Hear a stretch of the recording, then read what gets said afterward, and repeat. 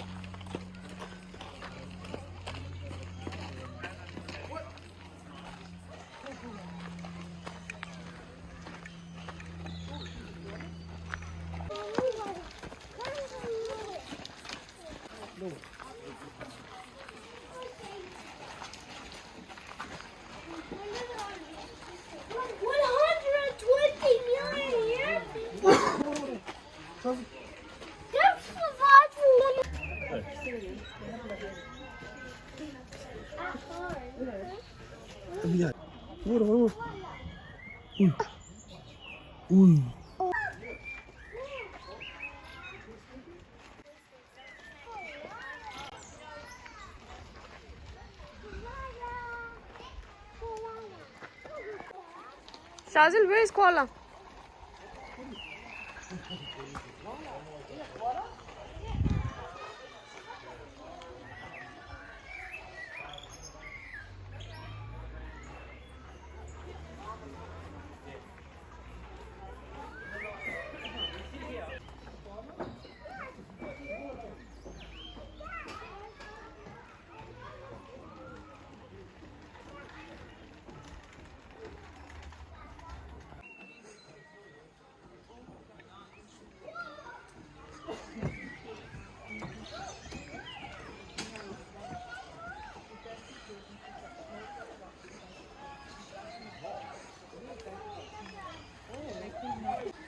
All the rocks and trees also the grey of the rocks and beige trees.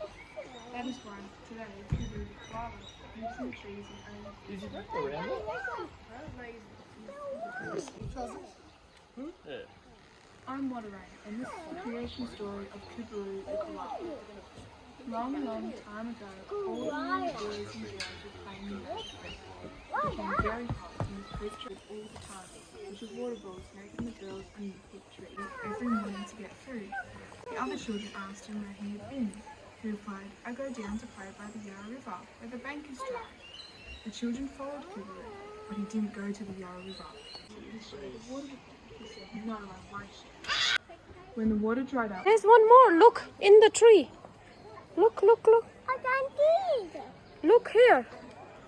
In between the trees. Can you see that? Daddy! I can't go running in the trees. Yeah, there's one more. There's two. On a tree. On a tree. Yeah, that's on a tree and the one is sitting there. Shazil, look here. The one is here. Can you see the face? Look here.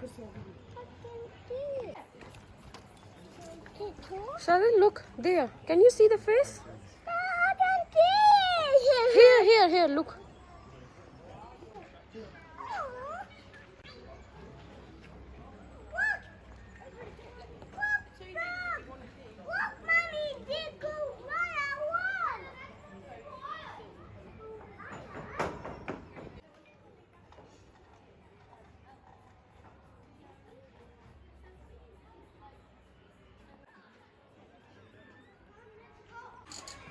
Careful, guys. Let's go. Let's go. It's okay. Just leave the door.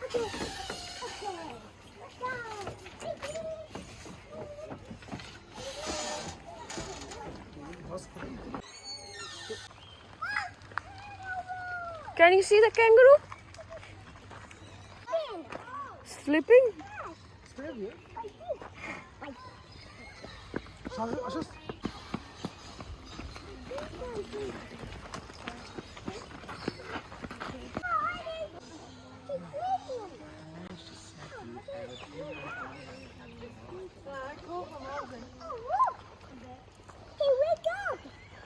Where's the baby one?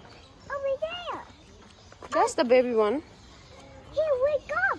You wake up? Yeah. He eating wood. In grass. He's eating grass? Yeah. One there. That's his food. One there. One there. Look at him.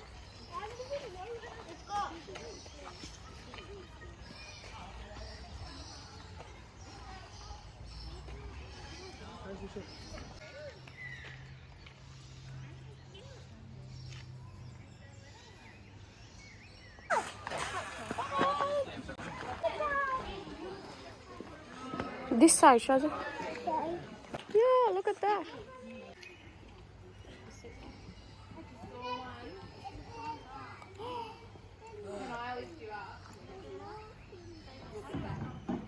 There's more like in this too.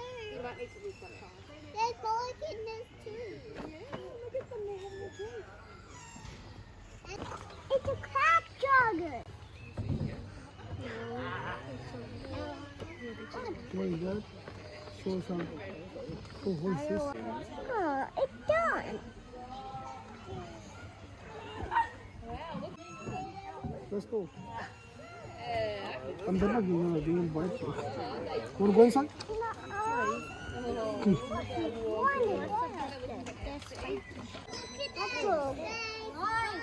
Yeah, look at those.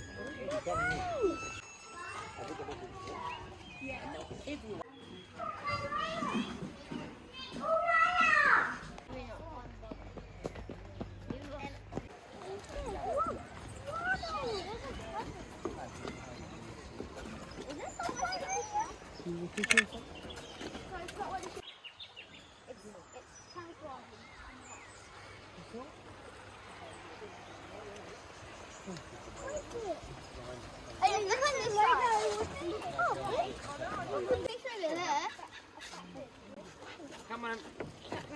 Where's the fish? Okay. And the water's there. I think that the Harvest Cafe is the bigger cafe, I think. I'll see it because it is 1:15. We might be. Hi. You on the top?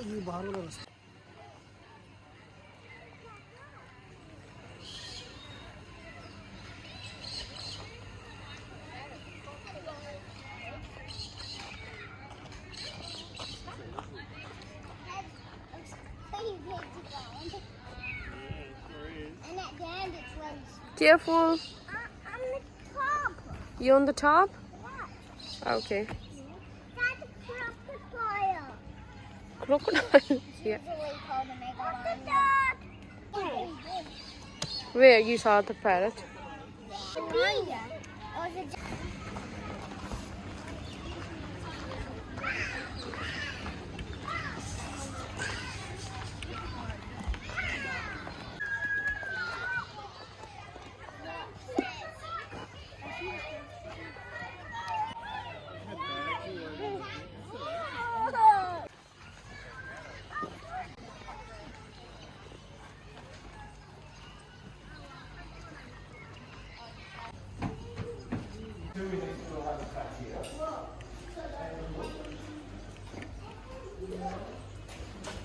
Take a little bit to your eyes, just to get used to it.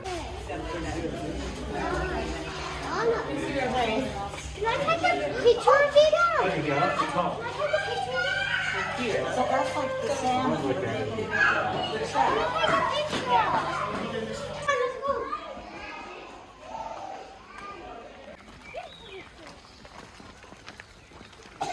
मौसम से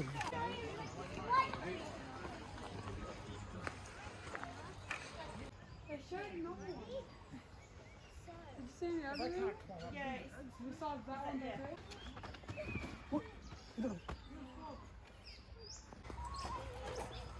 वो भी दिख रहा है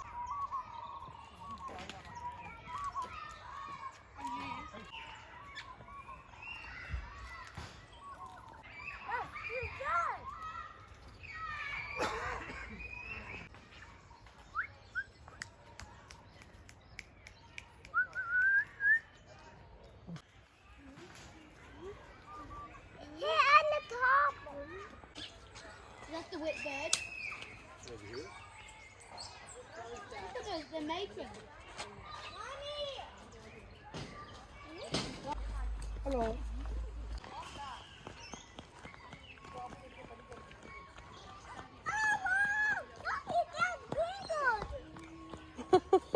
You see that?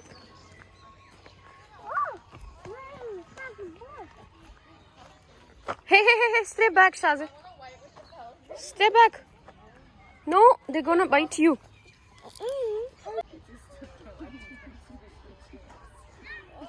It does look fake. That small pelican that I've seen at Taronga Zoo. There's only like 2 at Taronga Zoo. Are they statues? Oh, no, they're not. They're not. You know what they say about the pelican? Its beak can hold more than its belly can. Water hens just run and water hens run and there's so many water hens. This should be unnatural for them to have to swim inside like a creek thing.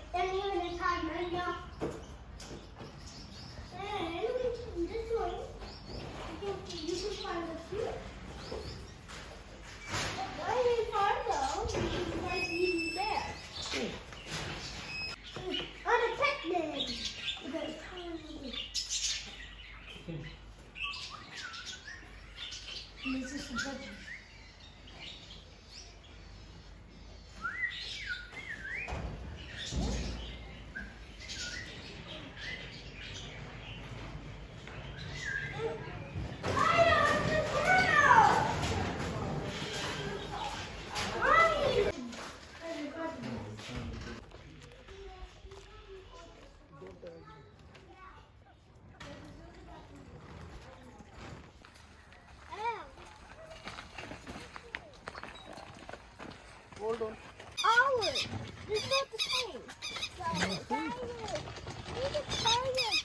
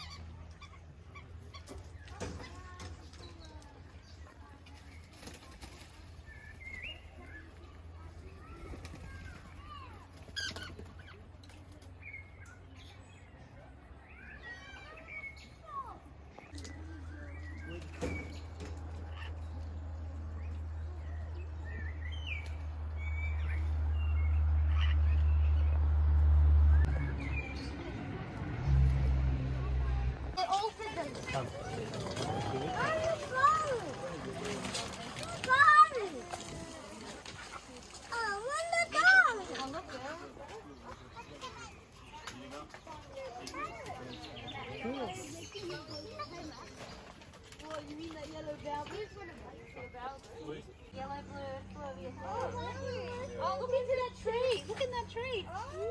There's heaps of them. Oh, there's heaps. Tree full.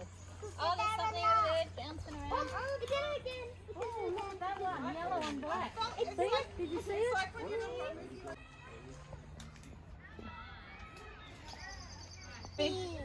I don't think I can carry all this stuff and give you a ride. This one, there's... Look at them. On the ground. Oh.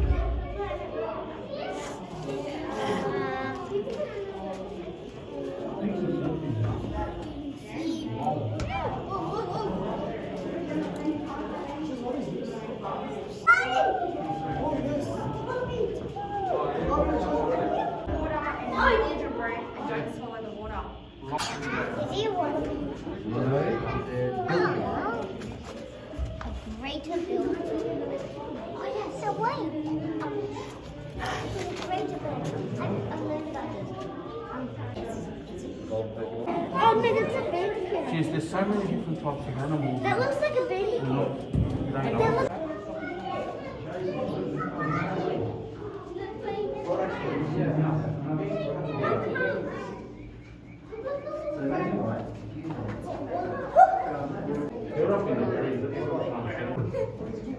Looks like he's ready to jump.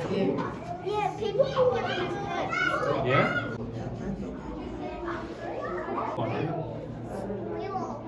Way up the top here. I saw it. Honestly, guys. He went under the tree. He did? Yes, I see it. He digging it. Digging? Yeah, he did it. Oh, he got it.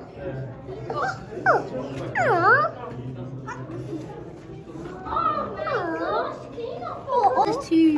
He under the tree. Right there, hiding. And Because he's down. spinifex. It's there. Oh, he's digging a hole. It's doing a poo. He's doing a poo and digging a hole. He's digging a hole. Yeah, there's two. Yeah. Come on.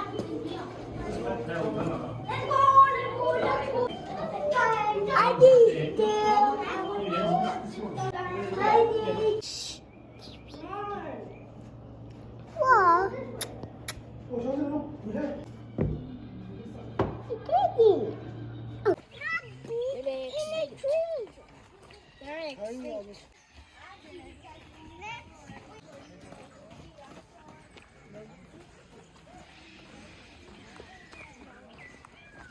How's that? Oh, it's having a scratch.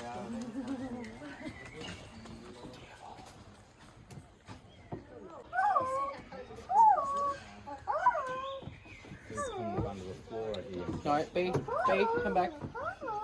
Oh, you can't go under this.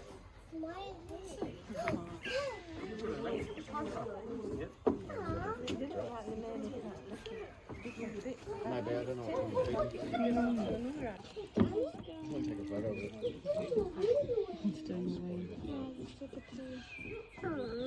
Eddie, don't push your gone. head. He's gone. He's there. Oh.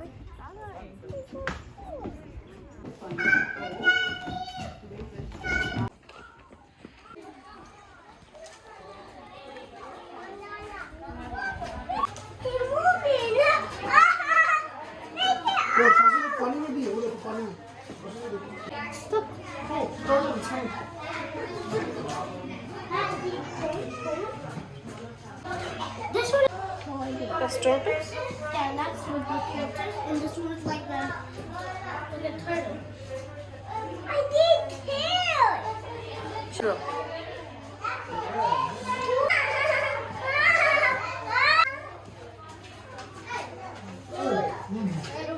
Big one? Up top. The kids.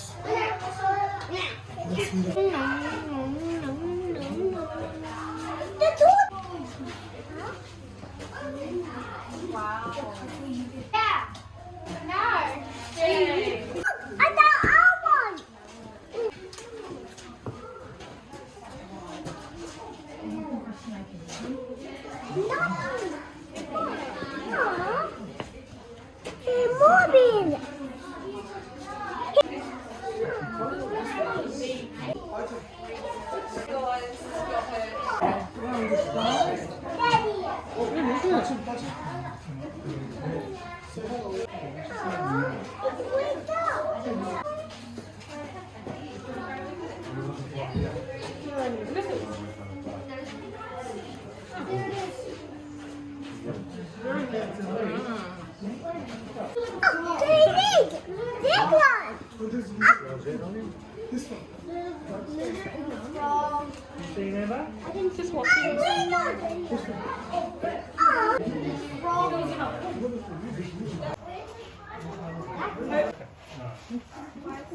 Joshy, take your face off the glass, please. You see the head? Just the head. Just the head over there. In between that ball. Oh yeah? Is that black? Red belly? Look, he's going to go into the water.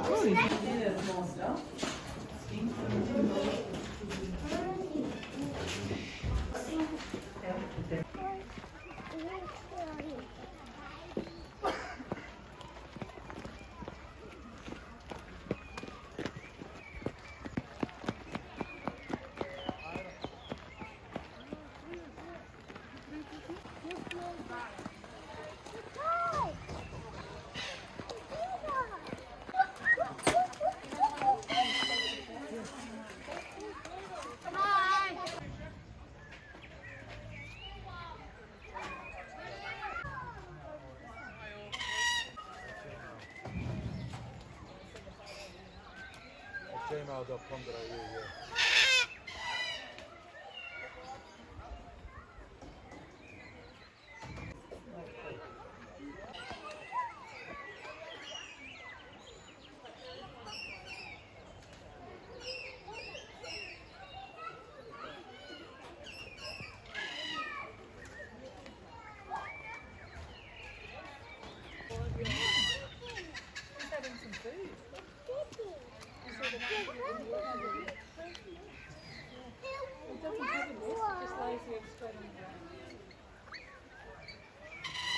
Yeah, you said that you'd bring dinner to their house.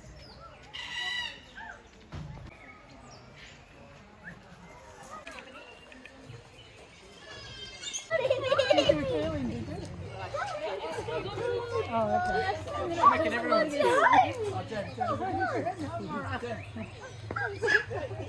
All right, you're being very brave. I'm being.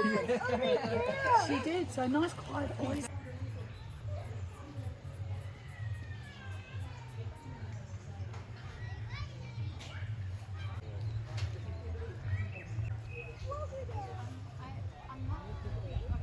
Yeah, there he is again. So, otherwise he'll run away. Isn't he pretty? Isn't he pretty, Liz?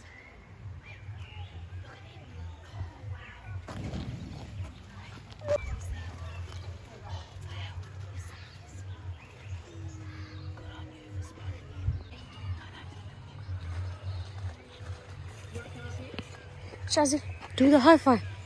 Hey, you want to do high five?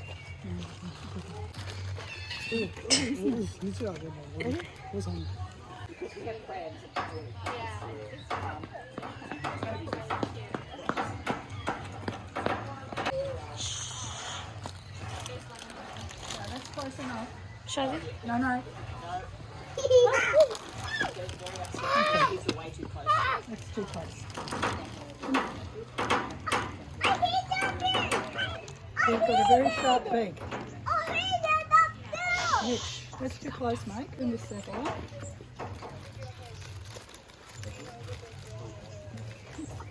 Big one. Yes, there's another one. My, he dropped it.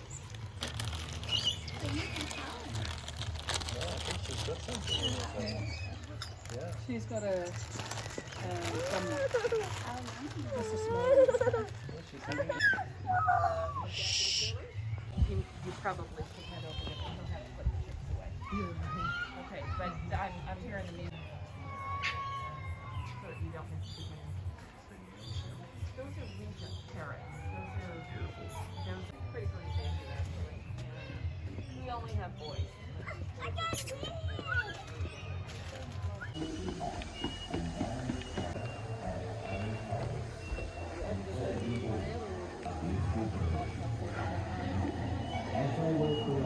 The birds each with their own story. Sing with joy as they put it down to the earth.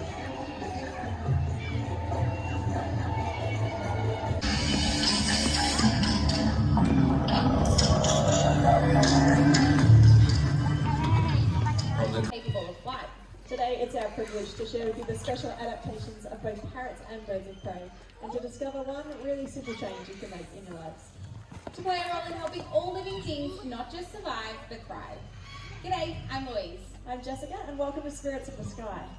Now, Australia is known to many people as the land of the parrots, and it's pretty easy to see why. We've got 56 species of parrot here in Australia. Rosellas, lorikeets, cockatiels, cockatoos and budgerigars, they're all part of the parrot family. So keep your eye out for our first bird when she makes her eye-catching appearance. It's pretty easy to spot her. She's a big white bird, should be flying in any moment now. Oh, here she comes. Now, if you have a look underneath her wings as she flies over your head, you can see some soft yellow feathers in there, but it's their beautiful crest that gives this bird their name. This is a sulphur-crested cockatoo. This one's name is Quasi. They're really intelligent and popular birds. You'll often see them in large, noisy social flocks. They're a pretty familiar sight in the Australian landscape, so you can see them in the bush, but you can also see them in parks and gardens, even in busy city streets. But did you know that sulphur-crested cockatoos can live longer than we can? Up to 100 years. Imagine the things they've seen in the last 100 years. Imagine what they could see in the next 100 years. But can you imagine Australia without them? It's vital for our Australian birds to adapt in order to survive, and the next bird we have for you has, in my opinion, the best adaptation. It's actually his colour. And to help me explain how colour helps a bird survive out in the wild, we're going to meet a parrot that comes all the way from Parrot, and his name is Les. Now, as Les, big green body, his big orange beak, and if you're lucky enough to catch a glimpse under his wings as he flies overhead, the red and blue underneath. Now, Eclectus parrots like Les here are actually found in tropical rainforest habitats, so the only place you can see these guys out in the wild is the Cape York Peninsula of far north Queensland. That was a new move, Les. So these guys will actually spend their day up in that rainforest canopy finding food. It's the male's job to find most of the food. So this green colour actually helps him to blend in, to camouflage and avoid any predators that might be. They help him blend in with the other colours in the rainforest. So the flowers, the fruits and the berries. Now in the bird world you might have heard that females are usually a lot duller in colour than the males. Often they're a brown or a grey. But with Eclectus parrots this actually isn't the case. The females are just as striking as the males, they're just a totally different colour. They're actually red and blue with a big black beak. And that's because they have a different role out in our rainforests. Females will spend up to 9 months of the year sheltering and nesting in tree hollows. So it's really important that they're dark enough to blend into the shadows and avoid those predators, but that they're still bright enough that a male, just like Les, can still find them. I'm sure you'll agree with me, colour is an amazing adaptation. It's quite easy to see why Australia is known as the land of the parrots. They're one of our success stories, adapting to a wide range of environments and learning to live alongside people. But some of our parrot species aren't doing so well out there. Some of them really need a helping hand from people just like you. Parrots like our stunning red-tailed black cockatoos and our pink cockatoos. Here is one joining me now. This is our male red-tailed black cockatoo. This is Pinjari. You can tell how they get their name because he's got that beautiful red band through his tail and those glossy black feathers through his chest. And joining us now is our female Ivory. So she's got orange-yellow bands through her tail and beautiful yellow speckling through her chest and face. Here he is now. This is Mr. Major. They are also known as Major Mitchell cockatoos. Have a look as he lands. He'll pop his crest up, and it's quite easy to see why they are known as one of the most beautiful birds in Australia. So these birds look quite different, but they have a major thing in common. They rely on large territories, and within those territories, the hollows of old growth trees to shelter and nesting. Now, Pinjari and Ivory are quite large birds, so for them it can actually take up to 200 years for a hollow that can accommodate them to form. So it's really important we keep our trees in the ground where they belong. Now, unfortunately, here in Australia, we are taking our trees and we're turning them into a product. It's a single-use product, and it's a product that doesn't actually need to be made from trees. But there is a solution that you can all play a part in. Before I tell you what that is and what product I'm talking about, we are going to meet another bird that relies on tree hollows out in the wild. This one is a little bit different though. She's actually a nocturnal bird of prey. So if you haven't got your cameras out yet, I would suggest getting them ready because our next guest is one low flyer. Joining us now is Millie the barking owl. We're really lucky in Australia. We've got 8 species of owl, 4 of those are from the masked owl family. A good example of those ones are the barn owls. They have that distinctive heart-shaped face. The other 4 are from the hawk owl family, which Millie belongs to, and you can see that she does have much more hawk-like features. When she gets nice and close to you, have a look at some of the features that make owls really well adapted to hunting at night time. They've got massive forward-facing eyes. Now they do only see in black and white, but that's not a disadvantage. They can still see 35 times better than you and I. Together with that great eyesight, they've also got spectro up and down, which means they can pinpoint their prey in 3 dimensions just by listening to the sound that it makes, even if it's in complete darkness. Now while Millie is sitting still on the hand, you can see her moving her head around from side to side. Sometimes it looks like owls can turn their heads all the way around. They can't quite go that far, but they can turn their heads about 3/4 of the way around, or 270 degrees. And that's a lot further than you and I. And that's for a couple of different reasons. They don't actually move those big eyeballs. So when they want to have a look at something, they need to turn their whole head.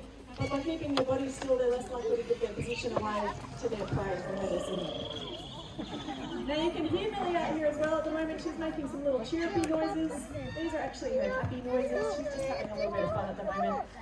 So are we. This is our favourite part of the day. But if Millie were in hunting mode, you wouldn't be able to hear her at all. She wouldn't be vocalising, and you definitely wouldn't hear her flapping her wings. Owls have got frayed flight feathers and tiny down hairs on the underside of their wings, and that disrupts the airstream so that they can fly in total silence when they need to. And that also helps mammals. Nocturnal mammals like possums and gliders are pretty popular. They also feed very heavily on mice. In fact, a pair of barn owls, which I mentioned earlier, they can catch up to around 2,000 mice a year. So they do a really great job in keeping those rodent numbers down. So Millie might have spotted, way up in the sky, a little black dot, there's another raptor up there. Like I said, she's got much better eyesight than us, so she's often our early warning signal. And even though she's a bird of prey herself, she's not too keen on other birds of prey flying around. So she might just stay put, not take too big of a flight if she's feeling a little bit nervous. Now you might think with all these adaptations, barking owls would be doing really well out there. There's actually only about 50 or 60 breeding pairs left in Victoria. Nice easy jump for you, girl. Good job, buddy. So the bird you're looking at is actually a threatened species in Victoria. So we do need to do a much better job looking after their habitat to make sure that we have lots of beautiful barking owls around for a lot longer to come. Everybody, Millie, the barking owl. Thank you. Now, just as I mentioned barn owls, we do have a pair here at the sanctuary in our woodlands loop if you would like to see them. They are a different type of owl to Millie.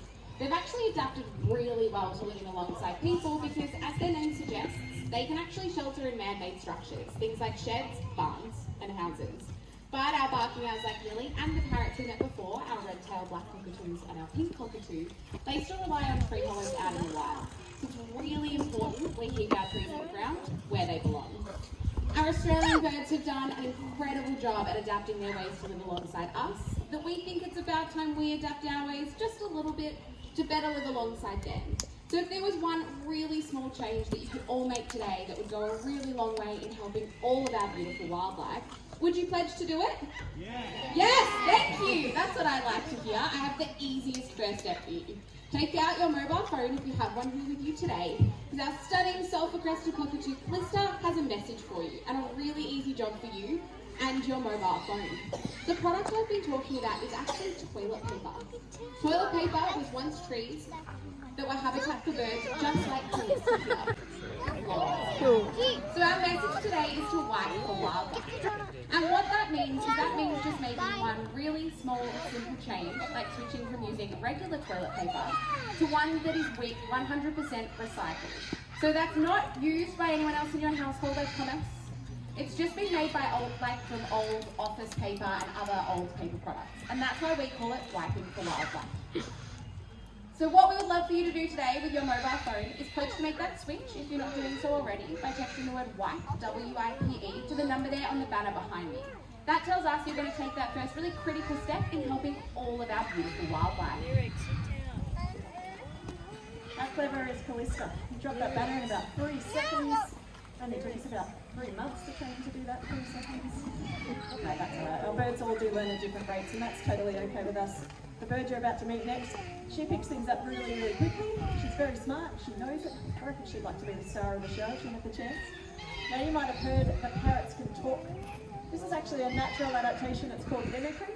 And mimicry is really important for a lot of birds because what it allows them to do is to learn their own local dialect. That means they can identify their own flock, find a mate, and work out where the boundaries of their territory start in just by the way that they vocalise. Now, we're about to meet a very special long-billed corella. Go crazy for her. This is Fergie, the long-billed corella. She's so intelligent. Not only can she communicate with other corellas, but also with us, which is why she gets her own microphone. You want to test and see if it's working?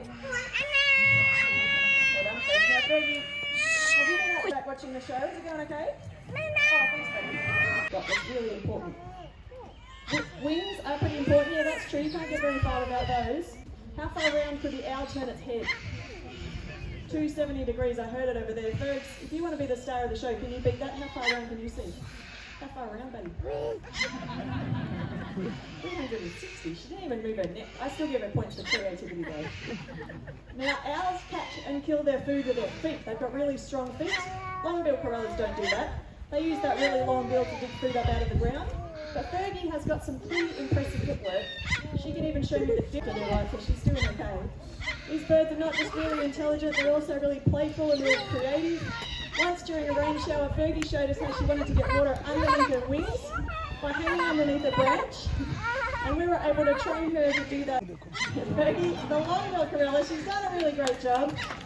And they're one species that's doing quite well, living closely to people, so we're starting to see more and more populations of these beautiful birds. Now, those of you that haven't been to our show before, you might not realise that every show is a little bit different, so we do fly different birds. Fergie was going to be the last bird in the show today, but I'm not sure how you guys are feeling. Are you tired? Do you want one more bird? One more? Alright.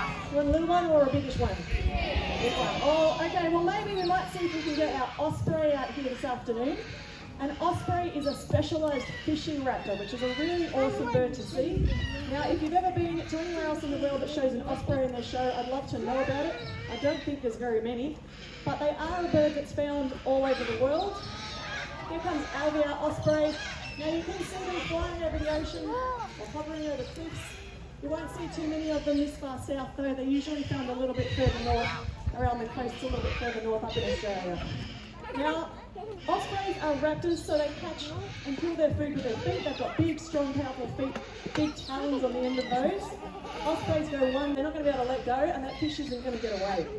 And they have rough pads on the soles of their feet called spicules, which give them a little bit of extra grip on those slippery scales as well. You can see Alvy still looking up at the sky as well, probably keeping an eye on those wild raptors that we have. Now, Ospreys can catch fish from mid-flight and then dive under the water and catch a fish in the ocean, which is a pretty cool behaviour. There are a few birds that can catch fish near the surface of the water, but Ospreys can go from mid-air and then they throw their feet forward and tuck their wings in and dive under and catch a fish up to a metre underwater. And they can catch a fish up to about 1 kilo in weight, which is pretty impressive when you consider that he's only about 1 kilo in weight himself. They've also got a special gland near the base of their tail which helps to waterproof their feathers, so that when they dive under the water they don't get waterlogged and they're able to fly up out of there as well. Now, Alvy looks pretty comfy up there on that telegraph pole, keeping an eye on the sky. I think that might be where he's going to stay this afternoon.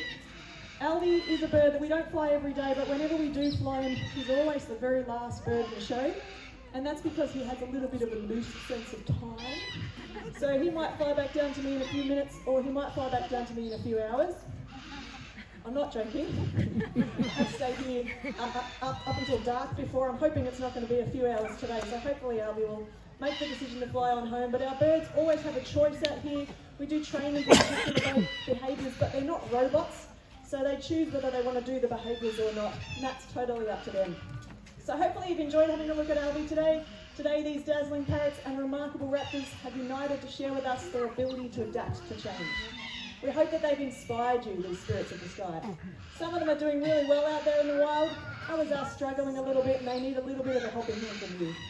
So if you can change your habits to protect habitat, you won't just be looking after our beautiful birds, but lots of other Australian wildlife as well. So imagine the difference that you can make just by making one small change, like switching to using 100% recycled toilet paper. Remember to follow through with that pledge by texting the word white to the number in the banner. So thanks so much for joining us today. We hope you enjoyed the Spirits of the Sky. Thank you. Thank you. You like it? I can't look at the rocket moments, 'cause I like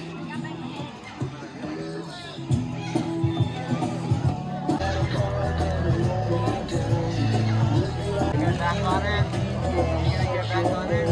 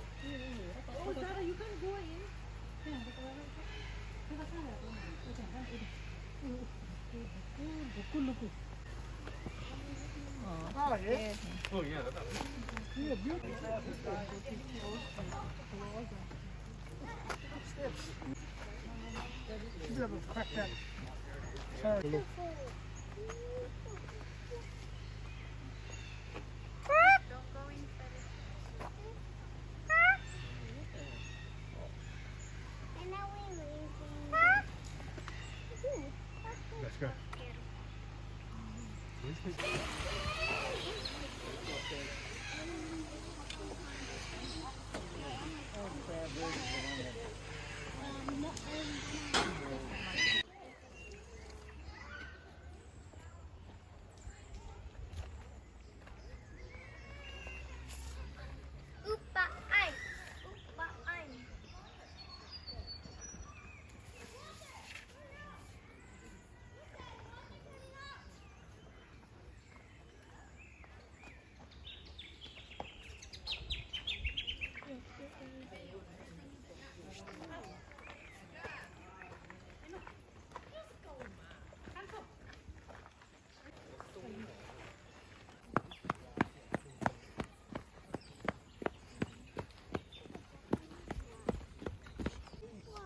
The big swan?